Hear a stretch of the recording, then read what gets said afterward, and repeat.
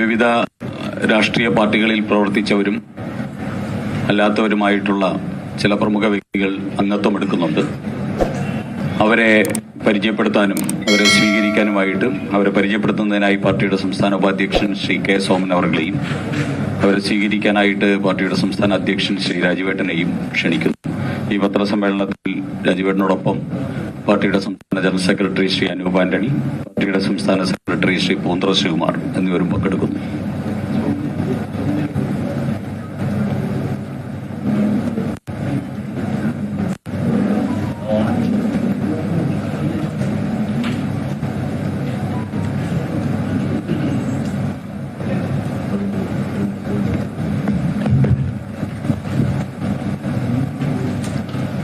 ഭാരതീയ ജനതാ പാർട്ടിയിൽ ഇന്ന് പുതുതായി അംഗത്വമെടുക്കുന്ന പ്രമുഖ വ്യക്തിത്വങ്ങളെ ഇവിടെ സ്വാഗതം ചെയ്യുന്നു. അവരെ ഈ സന്ദർഭത്തിൽ ഇവിടേക്ക് പരിചയപ്പെടുത്തുകയും ആദരണീയനായ സംസ്ഥാന അധ്യക്ഷനിൽ നിന്ന് അംഗത്വം സ്വീകരിച്ച് അവരെ ദേശീയതയിലേക്ക് സ്വാഗതം ചെയ്യുകയും ചെയ്തുകൊള്ളുന്നു. ആദ്യമായി ഡോക്ടർ ഷമീർ കെ മുഹമ്മദ്, അദ്ദേഹം എറണാകുളം സ്വദേശിയാണ്. ലീഗിന്റെ സംസ്ഥാന സെക്രട്ടേറിയറ്റ് അംഗമായിട്ടുള്ള ശ്രീ കെ എം അബ്ദുൾ മജീദിന്റെ കുടുംബാംഗമാണ്. ഇന്ത്യൻ ഇലക്ട്രോണിക്സിൽ PhD നേടിയ അദ്ദേഹം Jaibharat college of management engineering ടെക്നോളജീസിന്റെ പ്രിൻസിപ്പളായി പ്രവർത്തിച്ചിട്ടുണ്ട്. അദ്ദേഹത്തെ ഭാരതീയ ജനതാ പാർട്ടിയിലേക്ക് ഹാർദമായി സ്വാഗതം ചെയ്യുന്നു. സംസ്ഥാന അധ്യക്ഷൻ ഈ സന്ദർഭത്തിൽ ഷാൾ അണിയിച്ച് അദ്ദേഹത്തെ സ്വീകരിക്കുന്നു.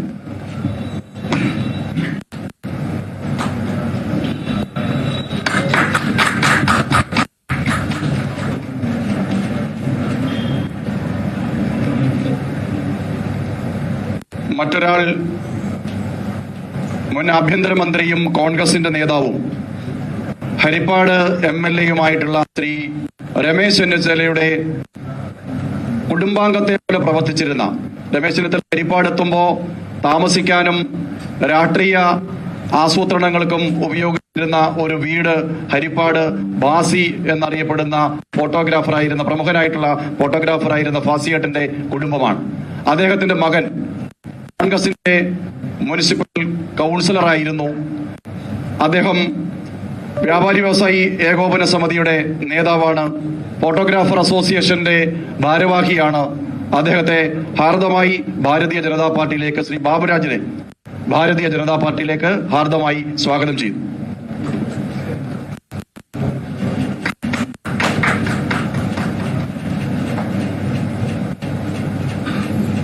മറ്റൊരു ഹരിപ്പാട് സ്വദേശി ഷംനാസ് വേളങ്ങാട്, അദ്ദേഹത്തിന്റെ സഹധർമ്മിണി ഇപ്പോ കോൺഗ്രസിന്റെ ഹരിപ്പാട് മുനിസിപ്പൽ കൗൺസിലറാണ്.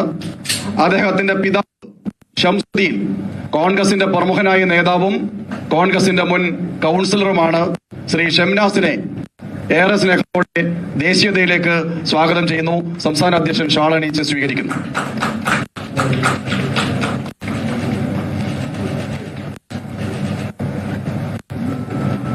മറ്റൊരു പ്രമുഖനായ വ്യക്തി അഡ്വക്കേറ്റ് പീറ്റർ സോളമൻ, ടെക്നിക്കൽ യൂണിവേഴ്സിറ്റിയുടെ സംസ്ഥാന കോർഡിനേറ്ററാണ്. KSUവിന്റെ ജില്ലാ സെക്രട്ടറി ആയിരുന്നു. എയർപോർട്ട് കോൺഗ്രസിന്റെ യൂണിയൻ പ്രസിഡന്റാണ്. 14 വർഷക്കാലമായി കോൺഗ്രസിൽ സജീവമായി വിവിധ ചുമതലകൾ വഹിച്ചിട്ടുള്ള അഡ്വക്കേറ്റ് പീറ്റർ സോളമനെ സ്നേഹത്തോടെ ദേശീയതയിലേക്ക് സ്വാഗതം ചെയ്യുന്നു. സംസ്ഥാന അധ്യക്ഷൻ ഷാൾ അണിയിച്ച് സ്വീകരിക്കുന്നു.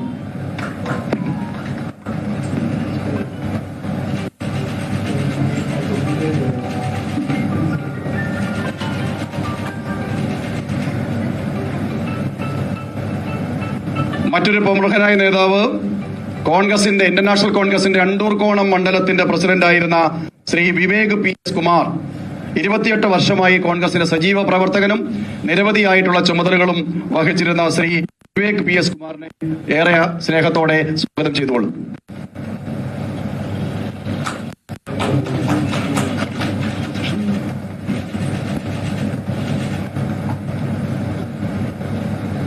കോൺഗ്രസിന്റെ സജീവ പ്രവർത്തകനായിരുന്ന ശ്രീ അർജുനെ ദേശീയതയിലേക്ക് സ്വാഗതം ചെയ്തു.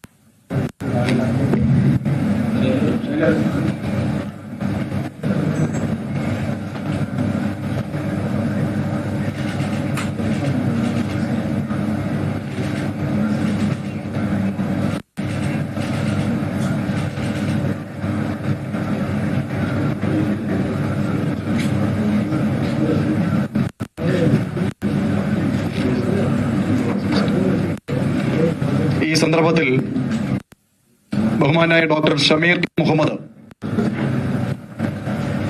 ഒരു 2 വാക്ക് അദ്ദേഹം ഈ സന്ദർഭത്തിൽ ഇവിടെ സൂചിപ്പിക്കുന്നുണ്ടാവും. അദ്ദേഹത്തെ സ്നേഹത്തോടെ ക്ഷണിക്കുന്നു. നമസ്കാരം. ഇപ്പോ നമ്മുടെ രാജ്യം 79ാമത് സ്വാതന്ത്ര്യദിനം ആഘോഷിച്ചിട്ട് നിൽക്കുന്ന ഈ ഒരു വേളയിൽ നമ്മൾ വളരെ ദുഃഖത്തോടുകൂടി കാണേണ്ട ഒരു കാര്യം, എന്ത് കാരണം കൊണ്ടാണോ ബ്രിട്ടീഷുകാർ ഇവിടെ വന്നത്, നമ്മുടെ വാല്യുബിൾ ആയിട്ടുള്ള റിസോഴ്സസ് സ്പൈസസ് ഒക്കെ ഇവിടെ നിന്ന് കൊണ്ടുപോകാൻ വേണ്ടിയിട്ടാണ്. അത് കൊണ്ടുപോയി ഫിനിഷ്ഡ് പ്രോഡക്റ്റ് ആയിട്ട് ഇവിടെ തന്നെ സെയിൽ ചെയ്യാൻ വേണ്ടിയിട്ടുള്ള ഒരു എക്സ്പ്ലോയിറ്റേഷൻ ആയിരുന്നു. അതിനെതിരെ പ്രവർത്തിച്ച് നമുക്ക് സ്വാതന്ത്ര്യം കിട്ടിയെങ്കിലും നമ്മളുടെ ലോകത്ത് തന്നെ ഏറ്റവും കൂടുതൽ യൂത്തിന് ഒരു ശക്തിയുള്ള ഒരു രാജ്യമാണ് ഇന്ത്യ. നമ്മുടെ യൂത്തിന് മുഴുവൻ പുറം രാജ്യങ്ങളിലേക്ക് പലായനം ചെയ്തു പോകുന്ന ഒരു അവസ്ഥയാണ് നിലവിലുള്ളത്. അപ്പോ ആ എക്സ്പ്ലോയിറ്റേഷൻ ഇന്നും വീണ്ടും തുടർന്നുകൊണ്ടിരിക്കുന്നു. അതിനെ ഏതുവിധേനയും ചെറുക്കേണ്ടത് നമ്മുടെ ആവശ്യമാണ്. അതിന് ഏറ്റവും നല്ലൊരു നേതൃത്വം നമുക്ക് രാജ്യത്ത് നമ്മുടെ ഭാരതത്തിന്റെ പ്രധാനമന്ത്രിക്ക് അതിനുള്ള എല്ലാവിധ ഒരു കഴിവും ആർജവും ഒരുപാട് സ്ട്രാറ്റജിയുള്ള ഒരാളാണ്. അദ്ദേഹത്തിന്റെ വികസനത്തിന്റെ പോളിസീസ് ഇവിടെ കേരളത്തിൽ നടപ്പാക്കുന്നതിന് പറ്റുന്ന നല്ലൊരു ടെക്നോക്രാറ്റും ഒരു ഓണ്ടർപ്രണറും അഡ്മിനിസ്ട്രേറ്ററും ഒക്കെ ആയിട്ടുള്ള നമ്മുടെ രാജീവ് ചന്ദ്രശേഖരൻ സാറിനും ആ പോളിസീസ് ഇവിടെ ഇംപ്ലിമെന്റ് ചെയ്യാൻ സാധിക്കുമെന്നുള്ളതിൽ എനിക്ക് നല്ലൊരു വിശ്വാസമുണ്ട്. അപ്പോ ആ നിലയിൽ രാജ്യപുരോഗതിയുടെ ഭാഗമായിട്ട് ഞാൻ അതിന് കാണുന്ന ഏറ്റവും നല്ലൊരു വഴി എന്ന് പറയുന്നത് ബിജെപിയുടെ കൂടെ പ്രവർത്തിക്കുക എന്നുള്ളതാണെന്ന് ഞാൻ മനസ്സിലാക്കിക്കൊണ്ടാണ്, ആ ഒരു അറിവിന്റെ വെളിച്ചത്തിലാണ് ഞാൻ ജോയിൻ ചെയ്തത്. മറ്റൊരു കാര്യം, നമ്മുടെ ഈ പുരോഗതിയെ കുറിച്ചുള്ള ചർച്ചകളിലേക്ക് നമ്മൾ പോകുമ്പോൾ സ്വാഭാവികമായിട്ട് അതിന് വഴിതിരിച്ചുവിടുന്ന രീതിയിലുള്ള പല മത മൗലികവാദങ്ങളും മറ്റുമൊക്കെയാണ് നടന്നു പോകുന്നത്. അതൊരിക്കലും നമുക്ക് ഗുണകരമല്ല. അപ്പോ ഈ തീവ്രവാദം കൊണ്ടോ അല്ലെങ്കിൽ മതമൗലികവാദം കൊണ്ടോ ഏറ്റവും കൂടുതൽ നഷ്ടം സംഭവിച്ചിട്ടുള്ള ഒരു കമ്മ്യൂണിറ്റിയിൽ നിന്നാണ് ഞാൻ വരുന്നത്. അതൊരിക്കലും ഒരു മുസ്ലിം കമ്മ്യൂണിറ്റിക്ക് ഗുണം ചെയ്തതായിട്ട് ആരും അംഗീകരിക്കുന്നുണ്ട് എന്ന് എനിക്ക് തോന്നുന്നില്ല. അത് ചരിത്രം എടുത്തു നോക്കിയാലോ അല്ലെങ്കിൽ തിരിഞ്ഞു നോക്കുമ്പോൾ നമുക്കത് മനസ്സിലാക്കാൻ സാധിക്കുന്ന കാര്യമാണ്. ഏറ്റവും കൂടുതൽ നഷ്ടം സംഭവിച്ചിട്ടുള്ളത് മുസ്ലിം കമ്മ്യൂണിറ്റിക്ക് തന്നെയാണ്. അപ്പോൾ അത് ഒരിക്കലും ഗുണകരമല്ല. പിന്നെ ഇവിടുത്തെ ഒരു മതേതരത്വം എന്ന് പറയുന്നത് നിശ്ചയിക്കുന്നത് ഒരിക്കലും മത മൗലികവാദികളാവരുത്. മതേതരത്വം എന്ന് പറയുന്നത് ഇവിടെ എല്ലാവർക്കും സമാധാനപരമായി ജീവിക്കാൻ കഴിയുന്ന ഒരു സാഹചര്യമാണ് ഇവിടുത്തെ സെക്യുലറിസം കൊണ്ട് ഞാൻ ഡിഫൈൻ ചെയ്യുന്നത്. അത് ആ രീതി തന്നെ എല്ലാവിധ സപ്പോർട്ടും രാജീവ് ചന്ദ്രശേഖരൻ സാറിന്റെ കയ്യിൽ നിന്നൊക്കെ നമുക്ക് കിട്ടുന്നുണ്ട് എന്നുള്ളത് കൊണ്ടാണ് ഞാൻ അടിയുറച്ച് ഈ ഒരു പ്രസ്ഥാനത്തിലേക്ക് കയറി വന്നിട്ടുള്ളത്. Thank you very much.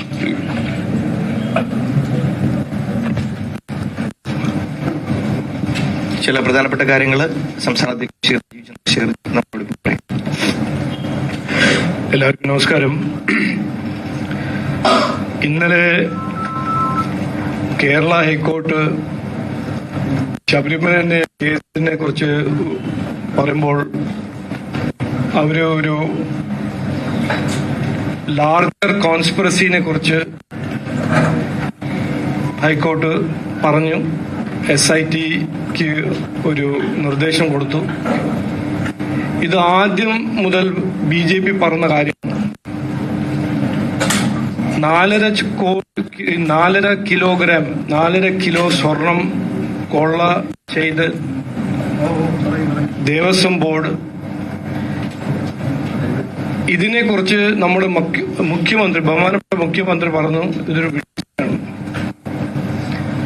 അതൊരു വീഴ്ചയല്ല, അതൊരു കൊള്ളയാണ്, ഒരു ക്രൈമാണെന്ന് ഞങ്ങൾ ആദ്യം മുതൽ പറയുന്ന ഒരു കാര്യമാണ്. ഇന്നലെ ഹൈക്കോർട്ട് ഇത് പറഞ്ഞപ്പോൾ നമ്മൾ ബഹുമാനപ്പെട്ട മുഖ്യമന്ത്രി ചാടി ഇറങ്ങി ജനങ്ങളെ ശ്രദ്ധ തിരിക്കാൻ RSSും BJPയും ശബരിമലയും അവരെ കുറിച്ച് വളരെ വലിയൊരു സ്റ്റേറ്റ്മെന്റ് ഇറക്കി. ശ്രദ്ധിക്കാനാണ്.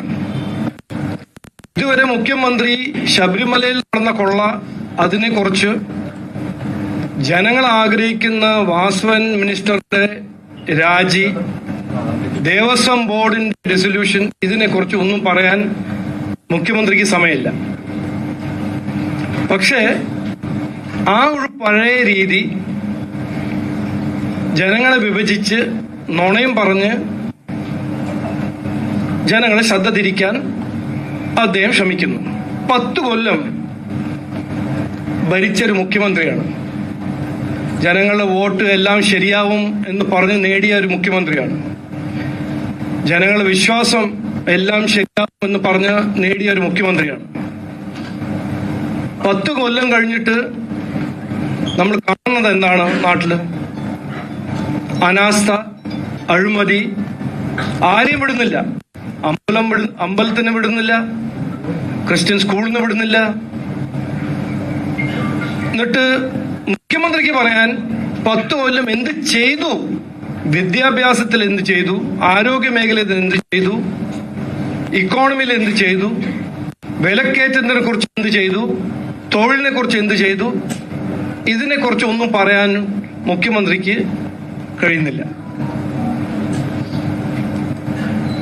CPM-ന്റെ രാഷ്ട്രീയം തുടങ്ങിയത് വർഗ സംഘർഷം, ക്ലാസ് വാറിന്റെ പേരിലായിരുന്നു CPM.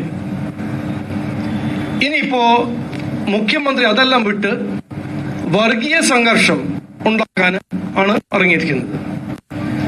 ഞാൻ മുഖ്യമന്ത്രിയോട് കൃത്യമായി പറയാൻ ആഗ്രഹിക്കുന്നത് ഇന്ന്, ഈ ജനങ്ങളെ വിഡ്ഢിയാക്കാനും ഈ നുണ പറഞ്ഞ് പ്രചരണം ചെയ്ത് ജനങ്ങളെ വിഭജിക്കുന്ന രാഷ്ട്രീയത്തിന്റെ കാലം കഴിഞ്ഞു.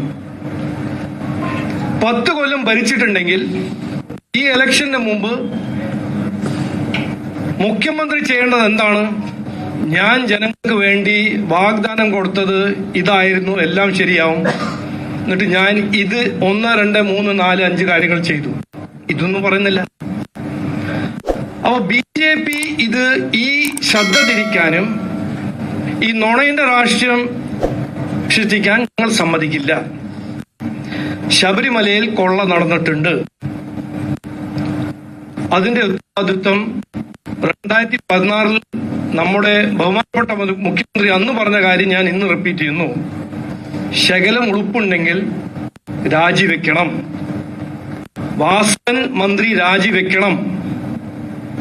വെച്ചില്ലെങ്കിൽ ഞങ്ങൾ ഇന്നലെ ഗവൺമെന്റ് ഓഫ് ഇന്ത്യക്ക് ഇന്നലെ ഇതൊരു നിവേദനം അയച്ചിട്ടുണ്ട്. സെൻട്രൽ ഗവൺമെന്റ് ഏജൻസീസ് ഇതിന്റെ ഇൻവെസ്റ്റിഗേഷൻ റെസ്പോൺസിബിലിറ്റി എടുത്ത് ഇതിന്റെ കോൺസ്പിറസി എക്സ്പോസ് ചെയ്യണം.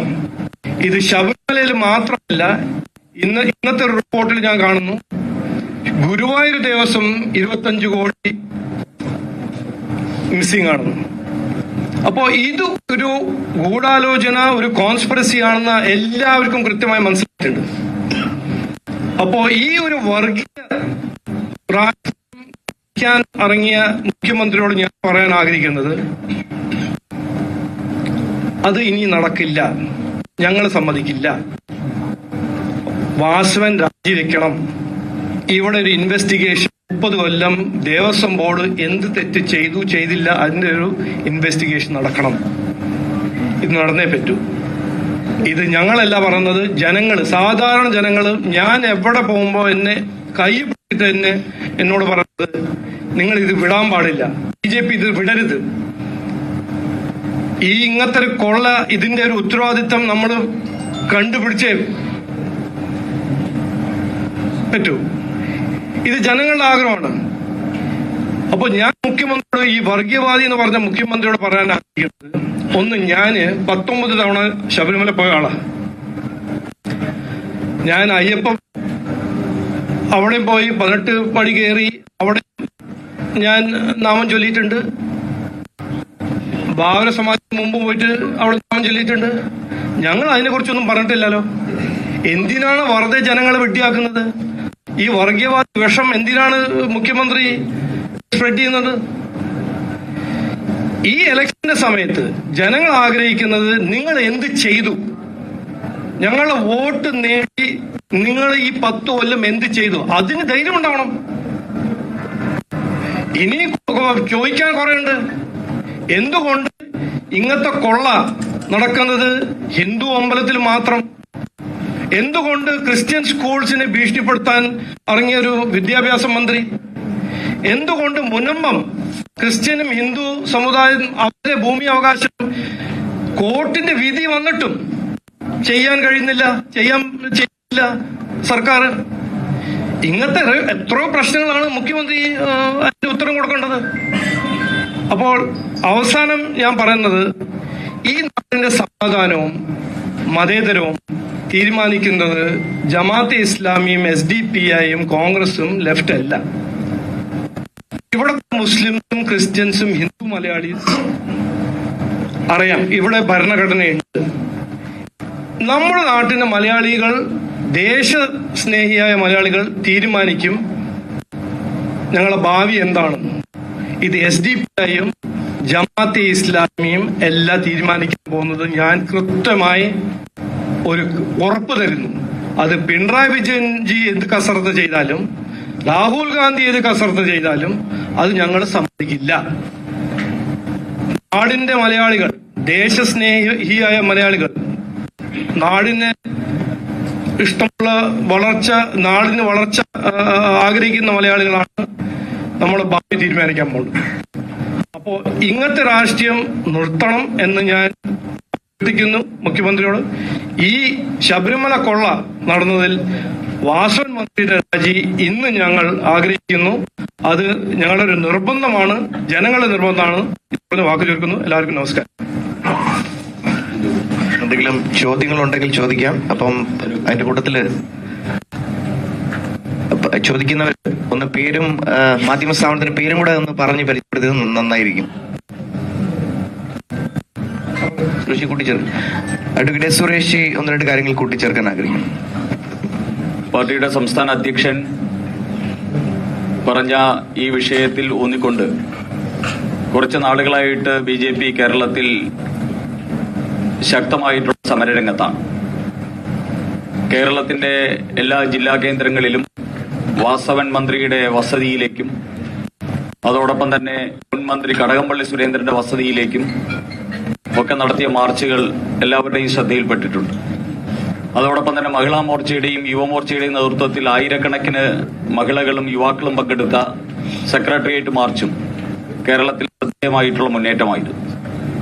അതിനെ തുടർന്ന് ഈ സമര പോരാട്ടങ്ങളുടെ ഭാഗമായി വാസവൻ മന്ത്രി രാജിവെക്കണമെന്നാവശ്യപ്പെട്ടുകൊണ്ട്, ദേവസ്വം ബോർഡ് പിരിച്ചുവിടണം എന്നാവശ്യപ്പെട്ടുകൊണ്ട് കഴിഞ്ഞ 30 വർഷത്തെ ദേവസ്വം ബോർഡിനെ സംബന്ധിച്ചിട്ടുള്ള എല്ലാ വിവരങ്ങളും കേന്ദ്ര ഏജൻസിയെ കൊണ്ട് അന്വേഷിപ്പിക്കണം എന്നുള്ള ആവശ്യം ഉന്നയിച്ചുകൊണ്ട് വരുന്ന 24-25 തീയതികളിൽ തിരുവനന്തപുരത്ത് സെക്രട്ടേറിയറ്റ് ഉപരോധം സംഘടിപ്പിക്കുകയാണ്. 24-ാം തീയതി വൈകിട്ട് ആരംഭിക്കുന്ന ഉപരോധം 25-ാം തീയതി പകൽ ഉടനീളം നീണ്ടുനിൽക്കും. 10,000-കണക്കിന് പ്രവർത്തകർ പങ്കെടുക്കുന്ന സെക്രട്ടേറിയറ്റ് ഉപരോധം 24-ാം തീയതി വൈകിട്ട് തുടങ്ങി 25-ാം തീയതി വരെ നീണ്ടു നിൽക്കുന്ന ഉപരോധം. അതിനെ തുടർന്ന് കേരളത്തിലെ എല്ലാ സംഘടനാ മണ്ഡലങ്ങളിൽ 280 കേന്ദ്രങ്ങളിൽ NDAയുടെ നേതൃത്വത്തിൽ ഈ ശബരിമലയിലെ കൊള്ളയ്ക്കെതിരായിട്ടുള്ള കഴിഞ്ഞ 30 വർഷം UDFും LDFും ചേർന്ന് കേരളത്തിലെ ക്ഷേത്രങ്ങൾ കൊള്ളയടിച്ചതിനെതിരായിട്ടുള്ള സായാഹ്ന ധർണയും പൊതുസമ്മേളനങ്ങളും 23 മുതൽ 28 വരെയുള്ള ദിവസങ്ങളിൽ കേരളത്തിലെ 280 കേന്ദ്രങ്ങളിൽ നടത്താനും നിശ്ചയിച്ചിരിക്കുന്നു. ഈ വിവരം അറിയിച്ചുള്ളൂ.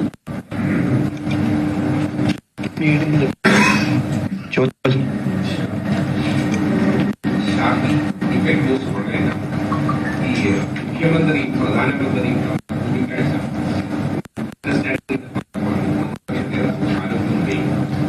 അല്ല, അവർക്ക് വേറെന്താ പറയാനുള്ളത്? ഇന്ത്യ അലയൻസിന്റെ 2 ഭാഗമായിട്ട് ആരാണ്? കോൺഗ്രസ് CPM അല്ലേ?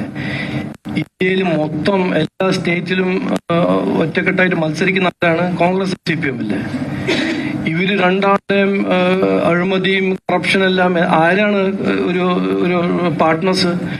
കർണാടകയിലെ കോൺഗ്രസ് 40 കിലോ അവര് MLA വീട്ടിൽ നിന്ന് പിടിക്കുന്നു. ഇവിടെ 4.5 kg സ്വർണം, 4.5 കിലോ സ്വർണം കൊള്ള ചെയ്യുന്നു. ഇതിൽ ഐഡിയോളജിക്കലിയും അവരുടെ കാഴ്ചപ്പാടിലും ഇതിലെല്ലാം ഒരു രാഷ്ട്രീയ ഇരകളാണ് കോൺഗ്രസും ലെഫ്റ്റ്.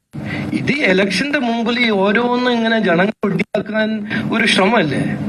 അത് നടക്കില്ല. ഞാൻ പറയാൻ ആഗ്രഹിക്കുന്നത്, ഈ കോൺഗ്രസ് ഇതൊന്നും ചെയ്യേണ്ട ആവശ്യമില്ല. ഇനി അത് എന്തിനാണ് ഇങ്ങനെ വെറുതെ എനർജി വേസ്റ്റ് ചെയ്യുന്നത്? ജനങ്ങൾക്ക് അറിയാം അങ്ങനെ പൊട്ടന്മാരാണെന്ന് കാണേണ്ട ആവശ്യമില്ല, കരുതുന്ന ആവശ്യമില്ല. കോൺഗ്രസും CPM-ഉം ഐഡിയോളജിക്കൽ ട്വിൻസ് ആണെന്ന് ഇവിടെ ഈ നാട്ടിൽ, ഈ രാജ്യത്തിൽ ആർക്കും ഒരു സംശയമുണ്ടോ? ഒരു വശത്ത് രാഹുൽ ഗാന്ധി പറഞ്ഞു വെൽത്ത് റീഡിസ്ട്രിബ്യൂഷൻ, CPM എന്താണ് കാഴ്ചപ്പാട്? വെൽത്ത് റീഡിസ്ട്രിബ്യൂഷൻ അല്ലേ? ആ വശത്ത് അവരുടെ കുടുംബം അഴിമതി. ഇവിടെ എന്താണ് ചെയ്യുന്നത് CPM? ഇതിൽ എന്താണ് വ്യത്യാസം? CPM കോൺഗ്രസിന്റെ ഒരു ആണ്, ഇന്ത്യ അലയൻസിന്റെ ഒരു ഭാഗമാണ്. എങ്ങനെയാണ് ഇന്ത്യ അലയൻസിന്റെ ഭാഗമായത്? ഒരു ഐഡിയോളജിക്കലി ഒരു അലൈൻഡ് കാഴ്ചപ്പാടാണ്, അതുകൊണ്ടല്ലേ. എന്നിട്ട് ഞങ്ങളെ കുറിച്ച്, ഞങ്ങളുടെ ഐഡിയോളജിയും കാഴ്ചപ്പാടും എല്ലാവർക്കും അറിയാം.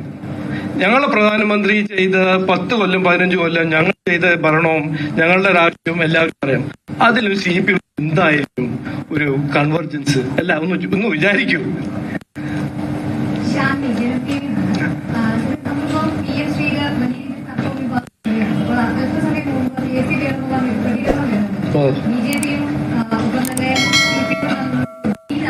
ശരി, ഞാൻ ഇതെല്ലാം കേൾക്കുമ്പോ ഇതൊരു എന്താണ്, കോമഡി ചാനലാണോ, ഇവര് കോമഡി സ്റ്റാർസ് ആണോ? എത്രയോ Congress state PM Shri implement ചെയ്ത അത് KC വേണുപോലെ പഠിച്ചിട്ടില്ലെങ്കിൽ ഞാൻ എന്ത് ചെയ്യണം? ഇതെല്ലാം ജനങ്ങളെ, ഞാൻ പറയല്, ശ്രദ്ധ തിരിക്കാൻ ഇവരൊരു കാൽക്കുലേഷൻ എന്താണ്? 10 കൊല്ലം കുത്തിയിരുന്ന് ഒന്നും ചെയ്യാണ്ടിരിക്കുക, എന്നിട്ട് 10 കൊല്ലം ഇലക്ഷന് മുമ്പ് വന്ന് ഓരോരോ കാര്യങ്ങൾ പറഞ്ഞ് ജനങ്ങളെ വെട്ടിയാക്കുക. അതുവരെ നടന്നിട്ടുണ്ടാവും, ഇനി നടക്കില്ല. PM Shri national education policy Narendra Modi ji 2020 അവതരിപ്പിച്ചൊരു പോളിസിയാണ്. ആരെങ്കിലും ആ പോളിസി പഠിച്ചാൽ എല്ലാവരും, ആ പഠിച്ച ആൾക്ക് മനസ്സിലാവും ഇത് ഏറ്റവും കൂടുതൽ യുവാക്കൾക്ക് വേണ്ടി എംപവർമെന്റിന്റെ ഒരു എഡ്യൂക്കേഷൻ പോളിസി ആയിരുന്നു. ഇവിടെ പെറ്റി പോളിസി കൊണ്ട് അവിടെ ചവിട്ടി വെച്ചു. ഇനി അവർക്ക് മനസ്സിലാവുന്നുണ്ട്. എന്താണ് മനസ്സിലാവുന്നത്? ഈ ഇലക്ഷനിൽ വിദ്യാഭ്യാസം ഒരു ഇഷ്യൂ ആണ്. ഈ വരുന്ന ഇലക്ഷനിൽ കുട്ടികളുടെ പേരൻസ് ചോദിക്കുന്നു, ഞങ്ങളുടെ കുട്ടികൾക്ക് വിദ്യാഭ്യാസം നിങ്ങൾ എന്ത് ചെയ്തു? അതുകൊണ്ടാണ് ഈ പാനിക്. വിദ്യാഭ്യാസം, ആരോഗ്യം, ഇതെല്ലാം ഒരു ലെജിറ്റിമേറ്റ് പൊളിറ്റിക്കൽ ഡിബേറ്റിംഗ് ഇഷ്യൂസ് ആണ്. അപ്പോ പെട്ടെന്നൊരു ഒരു എമർജൻസി അപ്രോച്ചാണ് ലെഫ്റ്റ് ചെയ്യുന്നത്. അപ്പോ അതിനെക്കുറിച്ച് KC വേണുഗോപാൽജിന്റെ കാഴ്ചപ്പാട് എന്താണെന്ന് എനിക്ക് അതിനെ കുറിച്ചൊന്നും പറയാൻ വലിയൊരു താല്പര്യമൊന്നുമില്ല. അവർ പിന്നെ എഡ്യൂക്കേഷൻ അവർക്ക് വലിയ പ്രയോറിറ്റി ഒന്നും അല്ലല്ലോ.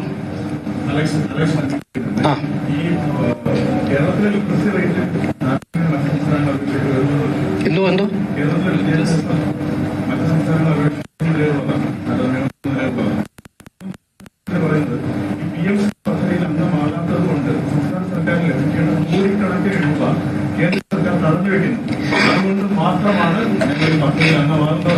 അല്ല, അത് ഞാൻ പറഞ്ഞില്ലേ, ന്യായീകരിക്കാൻ ഞാൻ എന്തും പറയാൻ എനിക്ക് കഴിയില്ല.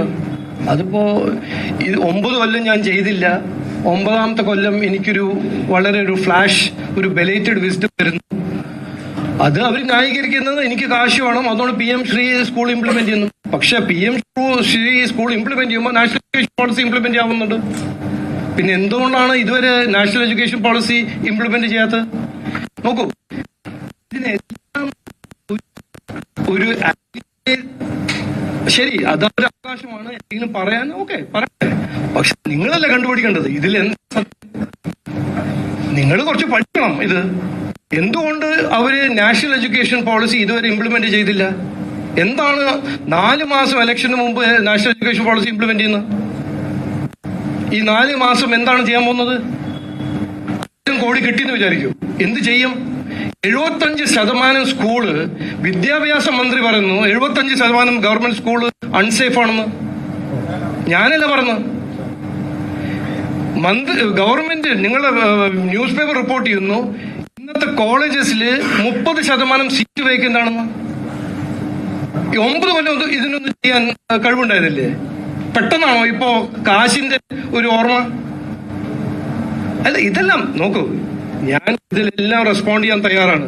പക്ഷെ ജനങ്ങൾ വെഡ്ഡിയാണെന്ന് വിചാരിക്കേണ്ട ഒരു രീതി മാറ്റണം എന്നാണ് ഞാൻ അഭ്യർത്ഥിക്കുന്നത്. ആരെ അല്ല, 30% സീറ്റ് എന്താണ്? കോളേജസിൽ വയലൻസ് ഉണ്ട്, കോളേജസിൽ ലഹരിയുണ്ട്, കുട്ടികൾ പുറത്തു പോയി പഠിക്കുന്നു. ഇത് നിങ്ങൾ സക്സസ് ആണെങ്കിൽ നിങ്ങൾ അങ്ങനെ കണ്ടാൽ മതി. ഞാൻ സക്സസ് ആയിട്ട് കാണുന്നില്ല. ഈ പൊതുവിൽ ഞാൻ ഇപ്പൊ പറയുന്നത് കഴിഞ്ഞ 10 കൊല്ലം ജനങ്ങൾ ഒരു അവസരം കൊടുത്തപ്പോൾ ഈ സർക്കാർ എന്ത് ചെയ്തു? 1960 എന്ത് നടന്നു അത് പറയേണ്ട ആവശ്യമില്ല. ഇപ്പോ 2016 മുതൽ 2026 വരെ അവസരം കൊടുത്തപ്പോൾ എന്ത് ചെയ്തു? അത് ശിവൻകുട്ടിയല്ലേ പറഞ്ഞത്, മന്ത്രി ശിവൻകുട്ടിയല്ലേ പറഞ്ഞത് 75% സ്കൂൾ അൺസേഫ് ആണെന്ന്. എന്താണ് അതില് നിങ്ങൾക്കൊരു പ്രോബ്ലം കാണുന്നില്ല? എനിക്ക് കാണുന്നുണ്ട്, അത്രേ ഉള്ളൂ. അതിലൊരു ഡിഫറൻസ് ഒപ്പീനിയൻ ആയിട്ട് കണ്ടാൽ മതി. അവരെല്ലാ വർഷവും പ്രോഗ്രസ് റിപ്പോർട്ട് എന്തൊക്കെയാണ് അവർ പ്രോമിസസ് കൊടുത്തത് അദ്ദേഹം ഒക്കെ അതിലൊരു ഓപ്പൺ ഡിബേറ്റ് ഇതൊരു BJP കോൺഗ്രസ് തയ്യാറായിട്ടില്ല. എന്താ പറയുക, ഒപ്പോസ് ചെയ്യാൻ ഞാൻ കൃത്യമായി പറയട്ടെ. ഞാൻ വികസനത്തിനെ കുറിച്ച്, വിദ്യാഭ്യാസത്തിനെ കുറിച്ച്, ആരോഗ്യ മേഖലയെ കുറിച്ച്, വിലക്കയറ്റത്തെ കുറിച്ച്, തൊഴിലില്ലായ്മയെ കുറിച്ച് ഏത് സമയം എവിടെ വേണമെങ്കിലും മുഖ്യമന്ത്രിയുടെ ഒപ്പം ഡിബേറ്റ് ചെയ്യാൻ തയ്യാറാണ്. രാഹുൽ ഗാന്ധി ഒപ്പം ഡിബേറ്റ് ചെയ്യാൻ തയ്യാറാണ്. അത് അങ്ങനെ ആരും എന്നെ ഇൻവൈറ്റും ചെയ്തിട്ടില്ല, BJP ഇൻവൈറ്റും ചെയ്തിട്ടില്ല ഡിബേറ്റിന്.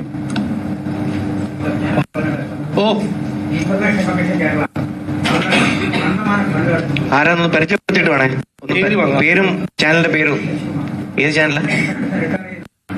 അല്ല, ഇത് പത്രസമ്മേളനമാണ് ചേട്ടാ. ഒന്ന് പത്രക്കാരുടെ ചോദ്യം കഴിഞ്ഞു. മറ്റാരെങ്കിലും ചോദിക്കാൻ? ശരി, ഓക്കെ.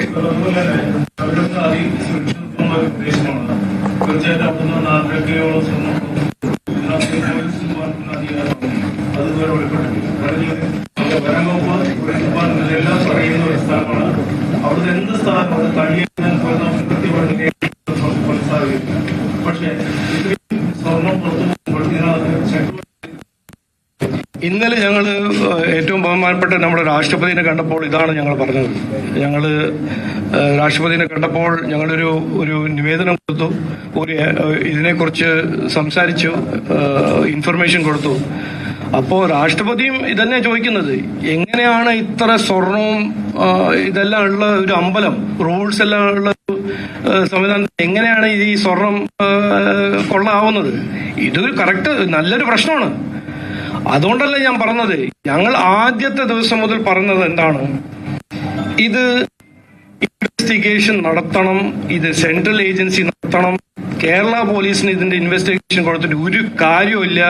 കാരണം ഇത് ജഡ്ജും ജൂരിയും ക്രിമിനലിനെ ഒരാളാക്കി മാറ്റുന്ന ഒരു കാര്യമായിരിക്കും. കേരള പോലീസല്ലേ അവിടെ സെക്യൂരിറ്റി ചെയ്യേണ്ടത്, ദേവസ്വം ബോർഡല്ലേ അതിന്റെ ഉത്തരവാദിത്വം എടുക്കേണ്ടത്, ദേവസ്വം മന്ത്രിയല്ലേ ഇതിന്റെ ചുമതല എടുക്കേണ്ടത്. അപ്പൊ ഇവരോട് ചോദിച്ചാൽ എന്ത് പറയും? ഒന്നും നടന്നില്ല എന്ന് പറയും. എന്താണ് മുഖ്യമന്ത്രി പറയുന്നത്? വീഴ്ചയാണെന്ന്. 4.5 കിലോ സ്വർണം ശബരിമലയിൽ നിന്ന് തട്ടിക്കൊണ്ടുപോയപ്പോൾ നമ്മുടെ ബഹുമാനപ്പെട്ട മുഖ്യമന്ത്രി പറയുന്നത് ഇത് വീഴ്ചയാണെന്ന്. ആരെ ഇൻഫ്ലുവൻസ് ചെയ്യണ പറയുന്നത്? പോലീസിനല്ലേ, ജുഡീഷ്യറി ഇൻഫ്ലുവൻസ് ചെയ്യാൻ നോക്കല്ലേ? വീഴ്ചയാണോ? 4.5 kg 4.5 കിലോ സ്വർണം ഒരു അമ്പലത്തിൽ നിന്ന് തട്ടിക്കൊണ്ടുപോയാൽ അത് വീഴ്ചയാണോ? ഇത് ഏത് മലയാളിയാണ് ഈ നാട്ടിൽ പറയാൻ പോകുന്നത്? തയ്യാറാണ്? വീഴ്ചയല്ല, ഇത് കൊള്ളയാണ്, ക്രൈമാണ്. അതുകൊണ്ട് ഇത് ഇൻവെസ്റ്റിഗേറ്റ് ചെയ്യേണ്ടത് കേരള പോലീസ് അല്ല, ഇത് ഇൻവെസ്റ്റിഗേറ്റ് ചെയ്യേണ്ടത് സെൻട്രൽ ഏജൻസിയാണ്. ഇത് ഇൻവെസ്റ്റിഗേറ്റ് ചെയ്യേണ്ടത് ശബരിമല മാത്രമല്ല, ദേവസ്വം ബോർഡ് മൊത്തം, ഗുരുവായൂര്, ശബരിമല, എല്ലാ അമ്പലത്തിന്റെ ഇൻവെന്ററിയും ഓഡിറ്റും എത്ര കൊല്ലമായിട്ട് നടന്നിട്ടില്ല. എന്ത് കാരണം? എന്തായിരുന്നു ദേവസ്വം ബോർഡ് മന്ത്രി ചെയ്യുന്നത്? എന്തായിരുന്നു ദേവസ്വം ബോർഡ് ചെയർമാൻ ചെയ്യുന്നത്? ഇതെല്ലാം ചോദിക്കണ്ടേ? ഇത് ചോദിക്കാൻ നമ്മൾ അവകാശമില്ല, ഒരു സാധാരണക്കാരന് അവകാശമില്ലേ? എന്നിട്ട് ഇത് പറയുമ്പോ ഇത് വീഴ്ചയാണ്, വർഗീയവാദിയാണ്, ശബരിമല പോയാൽ ഞാൻ ഞാൻ നമസ്കരിക്കില്ല, ഇതാണ് പറയേണ്ടത്. അല്ല, എന്റെ ഇത് ഫേവറേറ്റ് ഡയലോഗ് എന്നെ പഠിപ്പിച്ചത് നമ്മുടെ മുഖ്യമന്ത്രിയാ. ശകല ഉളുപ്പുണ്ടെങ്കിൽ രാജിവെക്കണം. BJP സമരം ഏറ്റെടുക്കുന്നതിൽ വൈകി എന്ന് തോന്നുന്നുണ്ടോ? കാരണം കോൺഗ്രസും UDF ഒത്തിരി മുന്നോട്ട് പോയാൽ ഇതൊരു റേസാണ്. നോക്കൂ, ഞങ്ങളുടെ വാല്യൂസും അല്ല, നോക്കി, ഞാനാണ് ആദ്യം ഇത് പറഞ്ഞത്. ഓക്കെ, അത് കഴിഞ്ഞിട്ട് ആര് ഫോളോ ചെയ്തു അതെല്ലാം വിടും. ഇത് ഞങ്ങളൊരു റേസായിട്ട് കാണുന്നില്ല, ഒരു പൊളിറ്റിക്കൽ വൺ മാൻ അപ്ഷിപ്പായിട്ട് കാണുന്നില്ല, ഞങ്ങളിതൊരു അവസരവാദ രാഷ്ട്രീയമായിട്ട് കാണുന്നില്ല. ഞങ്ങൾ കാണുന്നത് ഇത് വിശ്വാസത്തിന്റെ ഒരു ഇഷ്യൂ ആണ്, ജനങ്ങളുടെ വിശ്വാസത്തിന്റെ ഇഷ്യൂ ആണ്, വിശ്വാസികളെ ദ്രോഹിക്കുന്ന ഒരു ഇഷ്യൂ ആണ്. ഇതിലെന്ത് റേസ്? ഇത് 100 മീറ്റർ റേസ് ആണോ? റേസ് അവരാദ്യം ചെയ്തു, ഞങ്ങൾ രണ്ടാമത് ചെയ്തു. ചെയ്തോട്ടെ, അയ്യപ്പൻ സംഗമം സർക്കാരല്ല നടത്തിയത്, അതുകൊണ്ട് അവർക്ക് ഗുണം കിട്ടിയോ? ജനങ്ങൾ ഇവിടെ നോക്കൂ, വിശ്വാസം എന്ന് പറഞ്ഞാൽ, ട്രസ്റ്റ് എന്ന് പറഞ്ഞൊരു ഇഷ്യൂ എന്ന് പറഞ്ഞാൽ അത് ജനങ്ങൾ കൃത്യമായി മനസ്സിലാക്കും. ഏത് ഗിമ്മിക്കും ഏത് നാടകം നടത്തിയാലും അതൊന്നും നടക്കാൻ പോകുന്ന ആ കാലം കഴിഞ്ഞു. അത് KC വേണുഗോപാലോ രാഹുൽ ഗാന്ധിയോ പ്രിയങ്ക ഗാന്ധിയോ പിണറായി വിജയനോ ഏത് ഇവിടുത്തെ നേതാവായിട്ട് ഇവിടെ നാടകം ചെയ്യാൻ നോക്കിയാൽ അതിന് ജനങ്ങൾ മാറ്റിവെക്കും.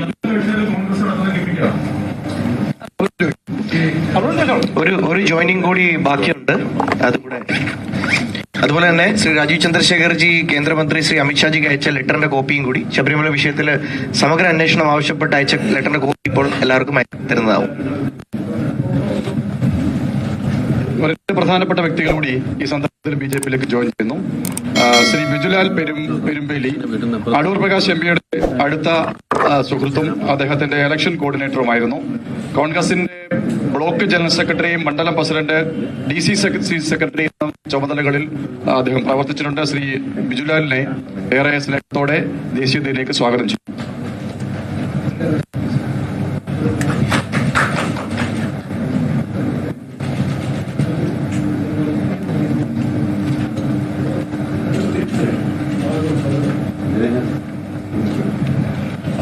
രണ്ട് വ്യക്തിത്വങ്ങളോടുകൂടി, ഒന്ന് ശ്രീ പ്രഭാഷ്, കോൺഗ്രസിന്റെ വാർഡ് പ്രസിഡന്റാണ്.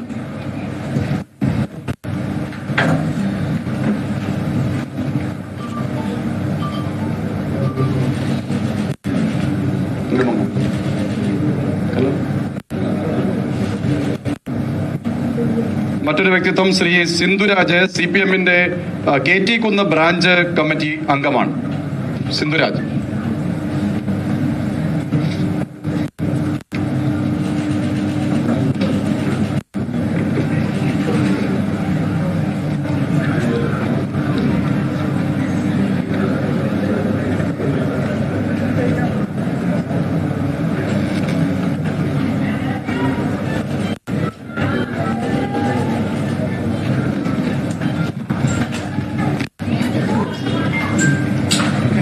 എല്ലാവർക്കും നമസ്കാരം.